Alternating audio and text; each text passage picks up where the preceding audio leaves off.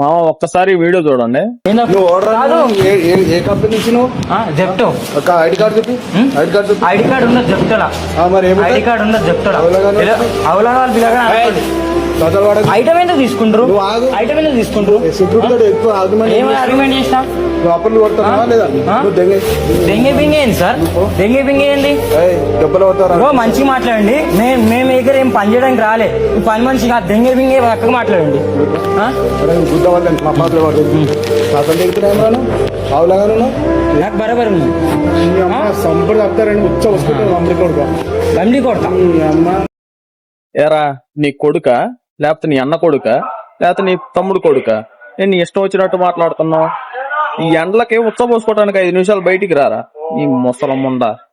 Delivery చేయడానికి Zepto ID card అడుగుతున్నావు కదా, జెప్టోలో ఆర్డర్ చేయడానికి నీకు మెంబర్షిప్ చూపిరా.